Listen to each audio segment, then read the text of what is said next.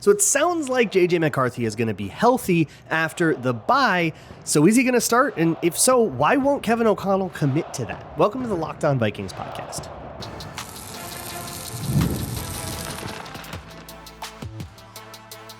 You are Locked On Vikings, your daily Minnesota Vikings podcast, part of the Locked On Podcast Network, your team every day. Hello, everybody, and welcome to the Locked On Vikings podcast, where we're always trying to learn something new. It's part of the Locked On Podcast Network, your team every day. And thank you so much to my hashtag everydayers, those of you who listen to this show every single day, those of you who found me in Dublin or London and said hi. It was so cool to talk to all of you, so thank you so much. I just stepped off the plane home, so I am delirious, punch drunk, feeling a little dizzy. Let's get into a mailbag. It's Town Hall Tuesday, which means I'm taking your questions right here on the Locked On Vikings podcast. You can submit questions or hot takes. We do not have enough hot takes. Okay, I've got 4 hot takes. It's not enough. So send me hot takes in the Google form in the show notes so I can have some good hot takes for next time. The first question I'm going to take today comes from more moral defeats than games played. Who says, why do you think KOC gives such non-answers for the QB controversy questions? He could just say, yep, when JJ is healthy, he's our guy. Yeah, so I super sympathize with being annoyed by this, but he always does this. Even for like super basic questions, you just don't notice it if there isn't anything, if it's so obvious that like Darisaw is going to be the starter. But he's still going to be like, well, we like our backup. We're going to see what's happening. We're going to see who's healthy. I don't know what the timeline is. He always hedges stuff. Kwesi does the same. I think it's just a media philosophy that nobody wants to do the like Josh Rosen is our guy thing and then have that come back later if something unexpected happens. I think both O'Connell and Kwesi have quite a bit of respect for we don't know what we don't know yet, right? And who knows? Maybe something crazy will happen and we'll be looking at that in hindsight and saying, well, of course they were never going to go. They don't know that, right? They have their plan. And based on all reporting that I've heard both privately and publicly, the plan is for JJ McCarthy to practice over the bye a little bit, be a full participant in Eagles week and start against the Eagles. That is my understanding of what the Vikings plan is right now. But maybe a setback happens. Maybe he blows out his knee again, and then he's never the same guy, never starts again, right? Like, who knows what would happen? And O'Connell just doesn't want to have a quote on the record, which if you're annoyed by that, me too. I think that's weenie as heck. Just like say the thing. But I don't know, maybe there's a gamesmanship element too, if they want to like confuse the Eagles about it, which maybe helps. There have been stories of like, we didn't know what quarterback it was, so we weren't really ready for this. I think that actually was the excuse when Mike Zimmer lost to Cooper Rush. The next one comes from Tosin, who asks, why at 3-2 is the narrative of the team so negative? Why aren't the injuries looked at like a speed bump rather than a nosedive? Do you know what fan base you're in here? I mean, this is what Vikings fans do. I like the first guy's name, more moral defeats than games played. The Vikings are the kings of the moral defeat. Nobody moral defeats like the Vikings do. If you win a game, well, that team wasn't very good. And if they were good, this guy was injured. And if they weren't injured, it was just a fluke. And really, that one doesn't count. Like, I have seen 13-win teams and seen people go, well, that game doesn't really count because they had a backup. That game doesn't really count because they were off their game that night. That game doesn't really count because they got a bunch of penalties. That game doesn't really count because they weren't that good. And like write off every single one over and over and over. Those are the moral defeatists. Those people will never, ever be happy unless you're blowing every team out by 55 every single time. And then they'll shift their focus to, yeah, but they're going to blow it in the playoffs. Those people just hate themselves and sports and don't really deserve your attention. I think there is a decent reason to be negative about the Vikings right now. I think there are some core issues that are deeply concerning going into a really tough stretch of the schedule that they like have to address. I would present it differently, though. I would say these are concerns that you need to address with urgency. The run defense, you got to figure out who you are going to have healthy on the O-line and what you can do about that. And you got to see if you can get JJ McCarthy to like run the offense like a real boy, which didn't happen against Atlanta on Sunday night, and it only happened in the second half against Chicago. So you have to figure those things. Those are like season-threatening issues that you have to figure out. You're on the bye. You can figure it out, right? You don't even necessarily need to like make trades to figure it out. Just determine what the problems are and what you need to really get people to focus on to get better at those things. And I think those are all solvable problems. In fact, the O-line thing might solve itself. Hopefully they do get a little healthier and they're happier. But the rampant negativity does definitely get a little tired. That doesn't mean that the concerns don't exist. We should probably be reasonable about them. The O-line's really injured at this moment. In 4 weeks, are we still going to be talking about it? Great question, but that's not really what anybody's talking about. And I think in general, a lot of us would be better served if we stopped thinking about the 10 seconds in front of us and started thinking about the 10 weeks in front of us. If you long-term your thing a little bit, not long-term 10 years, but just 10 weeks. What's this going to look like in November? Are any of these problems still going to be around? I don't think the answer is unanimously yes for all of them. Bud Grant's Worthless Chud Son says, is this a high school football thing? Isn't his son the coach at Eden Prairie or something? I'm going to assume that's a high school football complaint. Says, comparison is the thief of joy. True. But that doesn't stop me from feeling a little disappointed with JJ, given that every single QB the Vikings either failed to trade for, Herbert, or let walk, like Jones and Darnold, have played excellently so far this year. How optimistic are you about JJ's ability to figure things out? Okay, so JJ McCarthy figuring things out is the deal. There's two facets to this. Is he going to get the opportunity to? I think the Vikings are insane not to give him that. I don't think Carson Wentz has nearly played to the level. He's done some nice things as a backup, but he's also done some pretty terrible things as a backup, and he has not played to the level where you're ready to hitch a season to this guy. I think he's proven maybe he has earned maybe another year of a backup contract. I think that's what he's maybe earned. But we can never be medium about these things. We can never be he's played nicely as a backup. I would maybe have him next year as a back. No, we either have to give him a 5-year contract and $100 million, or he has to be the worst quarterback you've ever seen play in your life, and you're begging Christian Ponder to come out of retirement to replace him. We have to be on the extremes. We can never be in the middle. Can you tell I just got off of a plane? a little cranky. I just had an hour at LAX. But to answer the comparison is the thief of joy question. For a couple of those guys, I don't think Herbert was ever a realistic thing. I don't know what you're on about. I remember people pitching that idea as an off-season filler post, but I don't ever remember there being a real effort to do that. Drake May, I don't think the Patriots were ever moving off of him. So it's that would have been fun, but it was kind of the same thing as Anthony Richardson, which didn't work out as well. With Daniel Jones, I don't think that the Vikings run the offense that the Colts are running. Daniel Jones, he's at his best when you can stretch things horizontal, and the Vikings want to stretch things vertical. There's merit to both things, and it's just a style, and it's how your quarterback works. But I think he's just a really good match with Shane Steichen. Darnold, we knew was good. We just didn't want to pay $30 million for that. The Seahawks are getting their money's worth, but we didn't want to make that deal, and that's fair. If you don't have that, then if you do get Darnold, then you don't necessarily bring in free agents that you're really excited about this year on defense, or get your extensions that you did this offseason done. You have to sacrifice other things, right? So would it even be better? We can just say, hey, good for you, and move on. I have a whole bunch more questions. I'm probably not going to get to all of them, but I do definitely want to get to those. And what few hot takes I have, I'm disappointed in you all. That'll help you next on Locked On Vikings.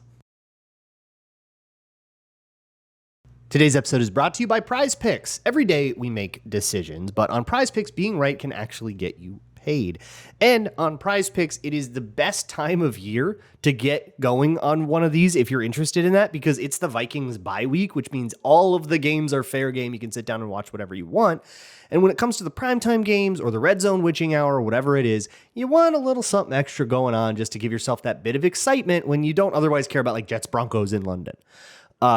It's super quick to put together a play. You just put in 2 to 6 of your favorite players, whether they'll do more or less than their PrizePicks projection in yards or touchdowns or sacks or what have you. And there's even a new injury reboot feature. So if your player goes down early in the game and therefore it ruins your whole play, it won't count against you. They'll just remove it and move on. Download the PrizePicks app today and use code LOCKEDONNFL to get $50 in lineups after you pay your first $5 lineup. That's code LOCKEDONNFL for $50 in lineups after your first $5 lineup. PrizePicks, it's good to be right. Moving on with the Locked On Vikings podcast, we are kicking back up on Patreon, by the way. So please go check that out. It's patreon.com/LukeBrownNFL. I'm definitely gonna. I'm broken down. You did it. You're gonna get me to do a Wentz one. I will show you what I see with Carson Wentz in a lot more detail, and I'll talk about that more on tomorrow's show as well. But not exclusively. There's a lot more interesting stuff going on in both of these games in Europe. So I want to make sure I spread the love a little bit, but I will talk about kind of what I thought about Wentz's 3 games, assuming these are the only 3 games that we will get, and like how I feel about it moving forward. But I'll also do that on Patreon, maybe a little Jalen Redmond, Javon Hargrave stuff, which is going to answer some of the questions coming up in this mailbag. The first one comes from Kilometers Garrett. I don't really get it. Who says, was the O-line depth better than we expected, or was the success mostly scheme-based, based on your watchback of the game? So here's the deal. As I am recording this, I have not had a chance to look at the Browns tape very much, as I was on a plane all day. But in terms of the Steelers game, the line was saved a lot by quick game. It was really hard for the Browns, who got a ton of pressure all the time by stunting with just 4 rushers, and therefore leaving their whole coverage situation behind them, which has made them one of the better defenses in the league. But those stunts take time, and if the ball's out quickly, those stunts get stymied. Same thing happened on the other side of the ball with Aaron Rodgers. Same thing happened on the other side of the ball against Cleveland with Dylan Gabriel. That was like that was the Steelers defensive line. The Browns defensive line, if I recall, did a lot of the same stuff. The Steelers like just sent guys a lot more and ruined a lot of stuff, and the Browns tried to play it a little more straight up. So let's just try to get the ball out quick on these like manufactured touch kind of plays worked out a little bit more, and it helped. But I don't want to take credit away. Blake Brandel had a really nice game. I think Justin School got a ton of help, but he did have to, still contribute. And I thought he did okay, at least for the standard that we've, the very low bar we've come to apply to him. Joe Hubert had a reasonable game and kind of fell apart at the end, but for like undrafted rookie in his first start, like I can't really ask for more than that. It was okay. It was, they were given a lot of help, and the offense really worked hard to hide them, which prevented you from being able to do a lot of the stuff that Kevin O'Connell really wants to do, which is a big thing with this backup O-line and with Wentz, is that they're calling a much simpler offense, which is working, which I asked for with McCarthy in the first place. And I don't know if O'Connell wants to keep doing that. I think he wants to put J.J. McCarthy back out there and recomplicate things. I wish he could put J.J. McCarthy out there without recomplicating things, and that's kind of what we'll see against Philadelphia. The 14-yard line that tackled Danny Dimes says, we have 12 days until the next Vikings game. Do you have any football book recommendations to help pass the time? So they're all in a box. I don't really think they're going to be in the background anymore. There's just like not room for it in the setup. If you're watching on YouTube, if you're an audio listener, that never mattered to you. But yes, I have a ton of Vikings books. The Vikings in the Playoffs by Rick Bowman. It actually is right behind me right there. You can see it. There's a whole bunch of like history books. I love a good autobiography. Joe Cap's autobiography is absolutely fantastic. Bud Grant's has a lot of awesome little nuggets. Carl Kosolki's, if you can get your hands on it, it's hard to find a copy, but Carl Kosolki's autobiography is one of the steamier things that I've ever read for football. And it's really, really, really awesome. He's a very happy-go-lucky guy, or was a very happy-go-lucky guy. It's a really cool read. I love those if you're into the history, if you're into more of the X's and O's. Bobby Peters came out with a book this summer about the 2024 Vikings scheme. You can just read he just like punches out a playbook in his own words. So it's not the right terminology that the team uses, but who cares? Like, he still charted everything out and he has the whole thing. There's just a few that you can go find. Oh, and if you really want to be nerdy about history, there's one that I could not get enough of that somebody sent me called Mill City Scrum, that was about the history of early football in Minneapolis, way before the NFL. This is like late 1800s, early 1900s, a historian that noticed that like stats websites like PFR got really spotty and a lot of times didn't have the right stats to match like what was reported in those papers, and basically went through a whole project to like tell the accurate storied history of a time in football where we know very little. It was very cool. It's called Mill City Scrum. Okay, enough books. Wade says, it felt like Wentz got the ball out quicker, especially in the early stages of the game. Was it just a coincidence that the receivers early in the progression were the open receivers? So I'm going to talk about this a lot more tomorrow. But in short, Wentz did a lot of first read, then check down. It was the first read. If it's not there, I'm dumping it. Like he I don't think that was the plan. He wanted to go 1, 2, 3, 4, 5. And at times he did the 2-point conversion to Jalen Naylor after the what touchdown? After the Xavier Scott touchdown, in the Steelers game. He went, it was snag, and he went 1, 2, 3, got to the third read, got in and hit the corner. There are a couple others where he went across the field and it was fine. But way too often, you would see him stare at the first read, wait for it to get open rather than reading the key you're supposed to read. Like you're supposed to say, is he in, outside or inside leverage, or what's the coverage or whatever. And because it took him so long, his internal clock went buzz, buzz, buzz, and it was time to dump the ball away. And his internal clock just sped up in the last couple games. So the buzz, buzz, buzz came a little earlier, and so he could get the checkdowns instead of taking the sacks. This is better, but it's hard to operate a complex offense doing this. Hard to do like an NFL style offense with that. Justin Too Cool for School says, in your opinion, what is the reason for the Vikings run defense regressing so much this year? Are key players a bigger factor, aka Cashman and Harrison Phillips, or have they figured something out scheme-wise? No, it's the first thing for sure. I don't think they've figured anything super crazy out scheme-wise. They have, I think the plays are all there to be made if the D tackles aren't getting destroyed and if the linebackers aren't misfitting. And that means that's Harrison Phillips and Blake Cashman, right? I think you really are missing those guys. I think that is one where it's a lot more about the who than the what. Okay, here's one. Scold Outside says, was Sam Howell that much worse than Carson Wentz? Yes. Again, we can never just be medium about this stuff, right? So Wentz has these like fatal flaws that will prevent him from ever being a starting caliber quarterback. And one of those fatal flaws, quite famously about him, is this sort of rock-headedness that has prevented him from really learning from mistakes as much as a humbler guy like Sam Darnold or Geno Smith was able to do and revive his career. Like that's why that's happening with those guys and not with Wentz. Or at least that's what the reporting has told us. The sources on that, by the way, are like his old teammates publicly. Like it's not like conjecture. But that doesn't mean that he's like the worst quarterback ever. He's a backup quality quarterback. Sam Howell did not play to a backup quality standard. Sam Howell was a lot more reckless with the football than Carson Wentz has been in these last 3 games, and I want you to let that wash over you. Because Wentz hasn't been like safe with it. Like he's gotten the ball. He's been safe more than I thought he would be, but like he's still throwing that thing into some real rough spots sometimes. And Sam Howell would do that like twice as often. So yes, Sam Howell was that much worse than Carson Wentz, and I do think the Vikings made the right move cutting Sam Howell and Brett Rippon and bringing in Wentz. And like it got them to 2-1 when their starting quarterback was hurt. Like if we can be normal for 12 seconds here and just see this as a starter and a backup instead of having to have a conspiracy theory for everything, just be normal for a second and look at the backup strolling in and winning 2 games out of 3. You're probably really happy with that if you're any kind of other fan base that like doesn't need to have a like grassy knoll theory for everything that goes on the depth chart. Okay, we'll finish up with more of these questions next on the Locked On Vikings podcast.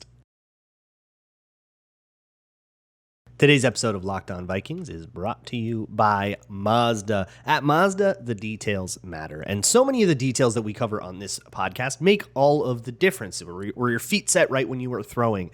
Did you take the right read step as a linebacker? Even little tiny details on something like special teams can be the difference between Isaiah Rodgers blocking a kick in a pivotal moment or letting that thing go through and the lead becoming insurmountable. Mazda delivers confidence with that same attention to detail, from the metallic accents to the available Napa leather upholstery. With every ride they deliver, Mazda has more IIHS top safety pick awards than anyone else as of August, and with all-wheel drive standard in every crossover SUV, you can drive with that secure confidence through almost any season. Like NFL players, Mazda sweats every detail, because when you make every move count, impossible becomes irrelevant. Mazda, move and be moved. Moving on with the Locked On Vikings podcast, Ben asks, did Will Reichard's field goal attempt hit a camera wire? What happens in the rules if the officials notice? Second part first, if you hit the wire or the sky cam with a punt or a kick, it is officially a re-kick. You just do a do-over. Did Will Reichard's field goal attempt to hit a camera wire? Isn't it hard to find out? Speaking of JFK-like frame-by-framing through grainy footage, many people have been trying. Here is what I think. So I asked my special teams guy, Kevin. He's going to be on later this week or maybe early next week, by the way, to talk about the kickoff stuff. And Kevin saw the close-up of how it came off of Reichard's foot, and he was like, oh, yeah, that's a miss. Like, without seeing the ball's flight at all, he kind of saw that thing was going to push right anyways, unless it was going to, like, hook back or whatever. But it looked like it came off his foot to the right a little bit, and then it veered really, really hard. But as Matt Freese very eloquently put it, so does my slice. We don't need a conspiracy theory about it. But boy, it does go really hard. It's hard to tell. I do not think we have enough evidence to be mad that the official didn't notice it, let alone be sure that it happened in the first place. So I think it's best left just to kind of let it go and just say, okay, well, that was a missed field goal and they won the game anyways. It's fine. Because that was a pretty tough one. But yes, if you do hit a wire or a camera or something and the refs catch it and it's obvious that happened, then you would just do a do-over. Bad Dad Joke says, boy, that really came down to the wire, didn't it? I'm not even going to read the rest of your question. Ragso says, are we actually blitzing less? Every day from Germany. Thank you for your content. Are you, Ragso, are you the guy, one of the guys that I met at J.R. Mohan's in Dublin? Because a group of German people came up, or I think it was a couple of German guys came up and were like, yeah, we have a podcast. It's called something in German. I don't remember. I'm really sorry. But if you're a German speaking Locked On Vikings listener, that might be for you. We took a picture and stuff. You guys were really cool. If that's you. Anyways, are we actually blitzing less? No, we are blitzing right now, according to True Media, at a clip of 36.7%. That's third in the league. In previous years, it was pretty absurd. It was a crazy outlier. Now they're just blitzing a normal a lot, but it's still very much a lot. But I mean, a lot is still only a third of the time. It might just not quite feel the same. Mr. May the Fourth, aka the guy who isn't spiraling this week, says, why would the Vikings bench Addison for missing a walkthrough? Is putting the team in a worse position to win the game fair for the rest of the organization?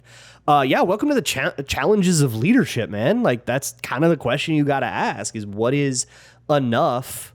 You went on to say, what about having him do some push-ups? Well, is that enough after you've had, 2 driving violations? One of them got you a suspension. Now you're missing walkthroughs. Is it enough to just say, go do 10 push-ups and all is forgiven?